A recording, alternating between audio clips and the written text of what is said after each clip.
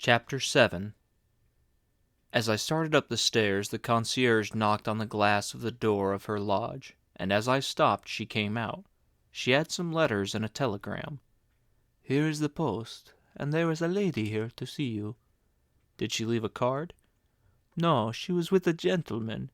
It was one of the two who was here last night. In the end, I find she is very nice." "She was with a friend of mine?" "I don't know. He was never here before. He was very large, very, very large. She was very nice, very, very nice. Last night she was, perhaps, a little—" She put her head on one hand and rocked it up and down. "I'll speak perfectly frankly, Monsieur Barnes. Last night I found her not so genteel. Last night I formed another idea of her. But listen to what I tell you. She is très, très gentille. She is of very good family. It is a thing you can see." "They did not leave any word?" "Yes, they said they would be back in an hour." "Send them up when they come." "Yes, Monsieur Barnes. And that lady there is someone. An eccentric, perhaps, but quelqu'un. The concierge, before she became a concierge, had owned a drink-selling concession at the Paris race-courses. Her life-work lay in the Pelouse. She kept an eye on the people of the Passage, and she took great pride in telling me of which of my guests were well brought up, which were of good family, who were sportsmen, a French word pronounced with the accent on the men. The only trouble was that people who did not fall into any of those three categories were very liable to be told there was no one home chez Barnes. One of my friends, an extremely underfed-looking painter, who was obviously to Madame Duzenel neither well brought up, or of good family, nor a sportsman, wrote me a letter asking if I could get him a pass to get by the concierge, so he could come up and see me occasionally in the evenings. I went up to the flat wondering what Brett had done to the concierge. The wire was a cable from Bill Gordon saying that he was arriving on the France. I put the mail on the table and went back to the bedroom, undressed, and had a shower. I was rubbing down when I heard the doorbell pull. I put on a bathrobe and slippers and went to the door. It was Brett. Back of her was the Count. He was holding a great bunch of roses. "Hello, darling," said Brett. "Aren't you going to let us in?" "Come on, I was just bathing." "Aren't you the fortunate man, bathing?" "Only a shower. Sit down. Count Mippopoulos, will you have a drink?" "I don't know whether you like flowers, sir," said the Count, "but I took the liberty of just bringing these roses." "Here, give them to me." Brett took them. "Give me some water in this, Jake."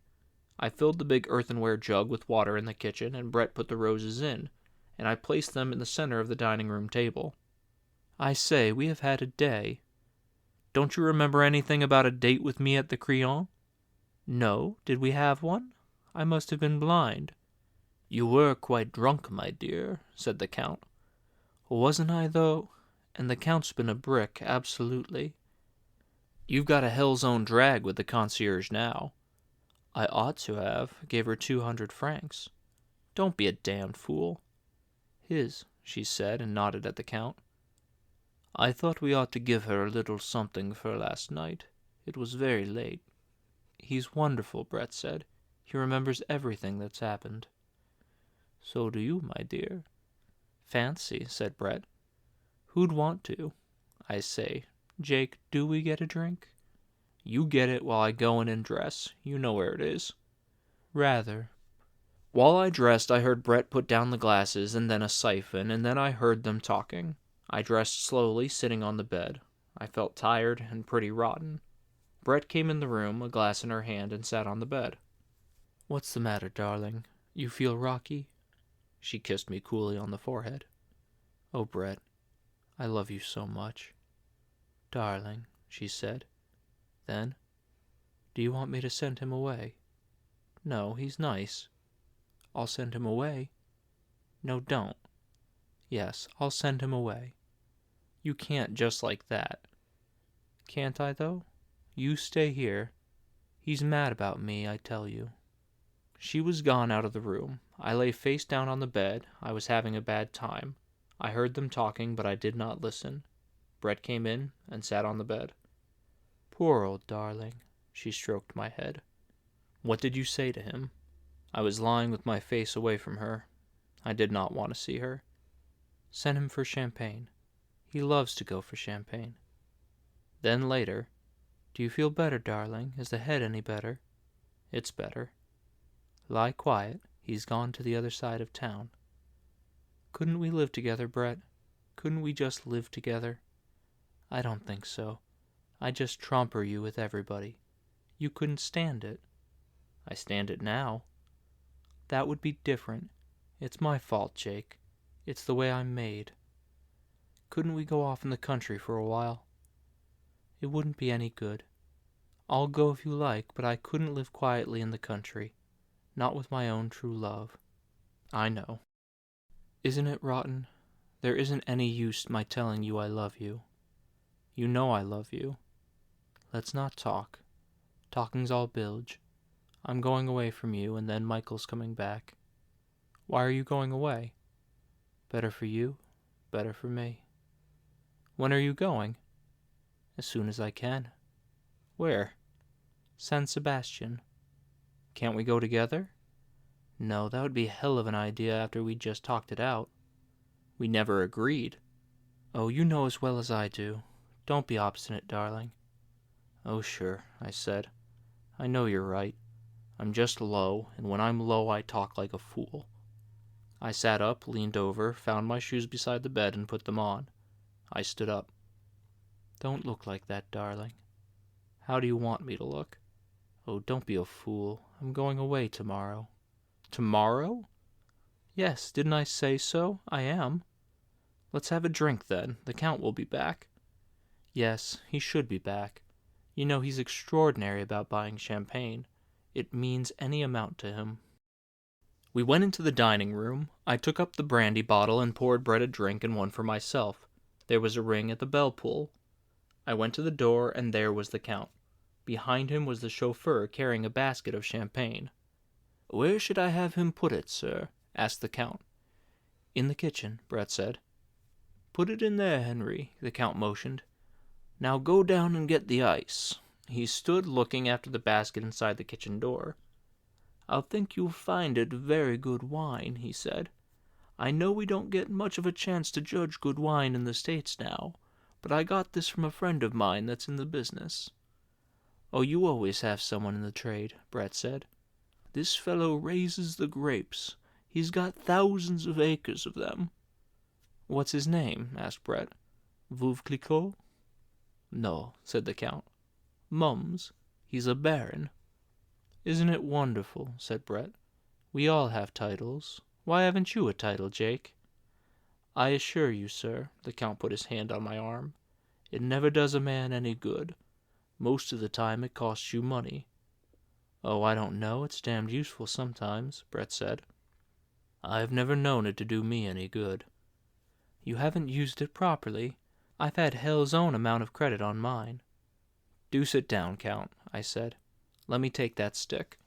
The Count was looking at Brett across the table under the gaslight. She was smoking a cigarette and flicking the ashes on the rug. She saw me notice it. I say, Jake, I don't want to ruin your rugs. Can you give a chap an ashtray? I found some ashtrays and spread them around. The chauffeur came up with a bucket full of salted ice. Put 2 bottles in it, Henry, the Count called.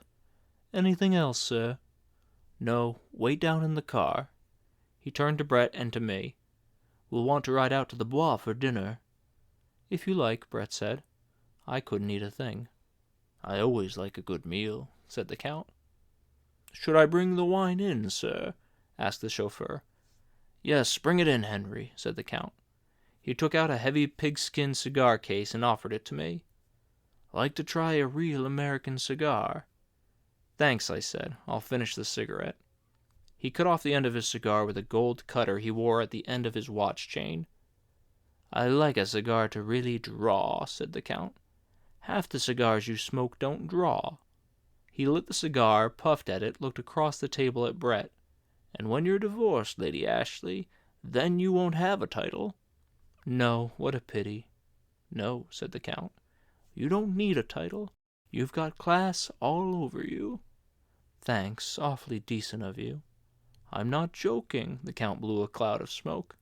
You've got the most class of anybody I ever seen. You got it, that's all.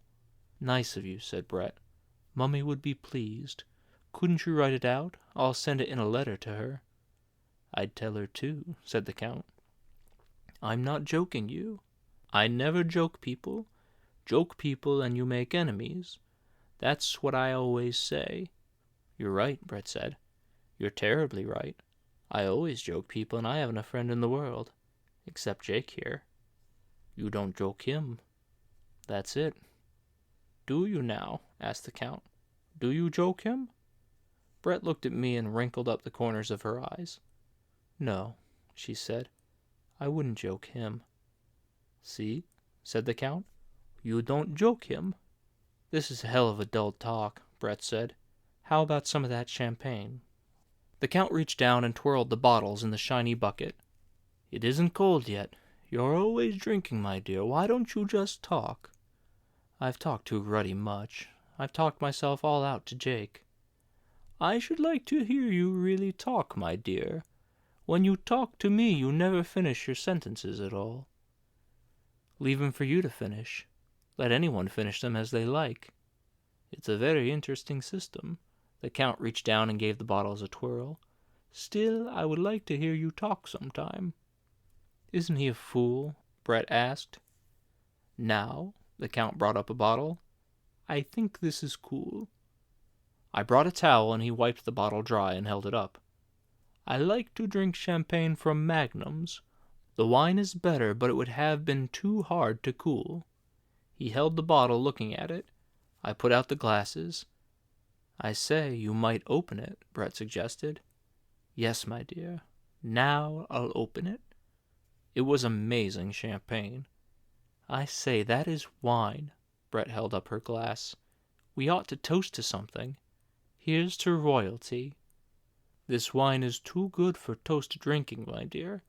You don't want to mix emotions up with a wine like that. You'll lose the taste. Brett's glass was empty. You ought to write a book on wines, Count, I said. Mr. Barnes, answered the Count, all I want out of wines is to enjoy them. Let's enjoy a little more of this. Brett pushed her glass forward. The Count poured very carefully. There, my dear, now enjoy that slowly, and then you can get drunk. Drunk? Drunk? My dear, you are charming when you are drunk. Listen to the man.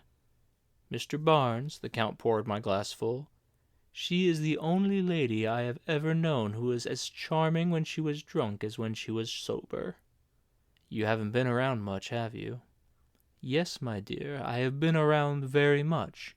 I have been around a very great deal. Drink your wine, said Brett.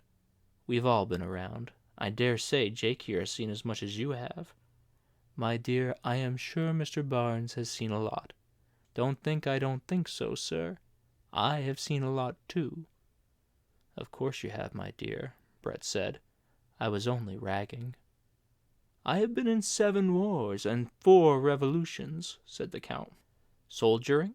Brett asked. Sometimes, my dear. I have got arrow wounds. Have you ever seen arrow wounds?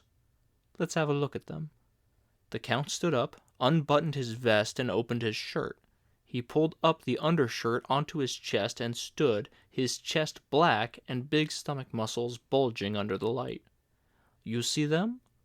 Below the line where his ribs stopped were 2 raised white welts. See on the back where they came out? Above the small of the back there were the same 2 scars, raised as thick as a finger. I say, those are something. Clean through. The Count was tucking in his shirt. Where did you get those? I asked. In Abyssinia, when I was 21 years old. What were you doing? Asked Brett. Were you in the army? I was on a business trip, my dear. I told you he was one of us, didn't I? Brett turned to me. I love you, Count. You're a darling. You make me very happy, my dear, but this isn't true. Don't be an ass. You see, Mr. Barnes, it is because I have lived very much that I now can enjoy everything so well. Don't you find it like that? Yes, absolutely. I know, said the Count. That is the secret. You must get to know the values." "Doesn't anything ever happen to your values?" Brett asked. "No, not any more." "Never fall in love?" "Always," said the Count. "I am always in love." "What does that do to your values?" "That, too, has got a place in my values." "You haven't any values. You're dead, that's all." "No, my dear, you're not right. I'm not dead at all." We drank 3 bottles of the champagne, and the Count left the basket in my kitchen. We dined at the restaurant in the Bois, and it was a good dinner. Food had an excellent place in the Count's values. So did wine. The Count was in fine form during the meal. So was Brett. It was a good party. "Where would you like to go?" asked the Count after dinner. We were the only people left in the restaurant. The 2 waiters were standing over against the door. They wanted to go home. "We might go up on the hill," Brett said. "Haven't we had a splendid party?" The Count was beaming. He was very happy. "You are very nice people," he said. He was smoking a cigar again. "Why don't you get married, you two?" "We want to lead our own lives," I said. "We have our careers," Brett said. "Come on, let's get out of this." "Have another brandy," the Count said. "Get it on the hill." "No, have it where it is quiet." "You and your quiet," said Brett. "What is it men feel about quiet?" "We like it," said the Count. "Like you like noise, my dear." "All right," said Brett. "Let's have one." "Sommelier," the Count called. "Yes, sir." "What is the oldest brandy you have?" 1811, sir." "Bring us a bottle." "I say, don't be ostentatious. Call him off, Jake." "Listen, my dear. I get more value for my money in old brandy than in any other antiquities." "Got many antiquities?" "I got a house full." Finally we went up to Mount Mart. Inside Zelli's it was crowded, smoky, and noisy. The music hit you as you went in. Brett and I danced. It was so crowded we could barely move. The nigger drummer waved at Brett. We were caught in the jam, dancing in one place in front of him. "How are you?" "Great." "That's great." "That's good." He was all teeth and lips. "He's a great friend of mine," Brett said. "Damn good drummer." We stopped, and we started toward the table where the Count sat. Then the music started again, and we danced. I looked at the Count. He was sitting at the table, smoking a cigar. The music stopped again. "Let's go over." Brett started toward the table. The music started, and again we danced, tight in the crowd. "You are a rotten dancer, Jake. Michael's the best dancer I know. He's splendid. He's got his points." "I like him," I said. "I'm damned fond of him." "I'm going to marry him," Brett said. "Funny, I haven't thought about him for a week." "Don't you write him?" "Not I. Never write letters." "I bet he writes to you." "Rather. Damned good letters, too." "When are you going to get married?" "How do I know? As soon as we can get the divorce. Michael's trying to get his mother to put up for it." "Could I help you?" "Don't be an ass. Michael's people have loads of money." The music stopped. We walked over to the table. The Count stood up. "Very nice," he said. "You looked very, very nice." "You don't dance, Count?" I asked. "No, I'm too old." "Oh, come off it," Brett said. "My dear, I would do it if I would enjoy it. I enjoy to watch you dance." "Splendid," Brett said. "I'll dance again for you sometime, I say. What about your little friend, Zizi?" "Let me tell you, I support that boy, but I don't want to have him around." "He is rather hard." "You know I think that boy's got a future, but personally I don't want him around." "Jake's rather the same way. He gives me the willies." "Well," the Count shrugged his shoulders, "about his future you can't ever tell. Anyhow, his father was a great friend of my father." "Come on, let's dance," Brett said. We danced. It was crowded and close. "Oh, darling," Brett said, "I'm so miserable." I had that feeling of going through something that has all happened before. "You were happy a minute ago." The drummer shouted, "You can't two-time." "It's all gone." "What's the matter?" "I don't know. I just feel terribly." the drummer chanted, then turned to his sticks. Want to go? I had the feeling as in a nightmare of it all being something repeated, something I had been through and that now I must go through again. The drummer sang softly. Let's go, said Brett. You don't mind. The drummer shouted and grinned at Brett. All right, I said. We got out from the crowd. Brett went to the dressing room. Brett wants to go, I said to the Count. He nodded. Does she? That's fine. You take the car. I'm going to stay here for a while, Mr. Barnes. We shook hands. It was a wonderful time, I said. I wish you would let me get this. I took a note out of my pocket. Mr. Barnes, don't be ridiculous, the Count said. Brett came over with her wrap on. She kissed the Count and put her hand on his shoulder to keep him from standing up. As we went out the door, I looked back, and there were 3 girls at his table. We got into the big car. Brett gave the chauffeur the address of her hotel. No, don't come up, she said at the hotel. She had rung and the door was unlatched. Really? No, please. Good night, Brett, I said. I'm sorry you feel rotten. Good night, Jake. Good night, darling. I won't see you again. We kissed standing at the door. She pushed me away. We kissed again. Oh, don't, Brett said. She turned quickly and went into the hotel. The chauffeur drove me around to my flat. I gave him 20 francs, and he touched his cap and said, Good night, sir, and drove off. I rang the bell, the door opened, and I went upstairs and went to bed.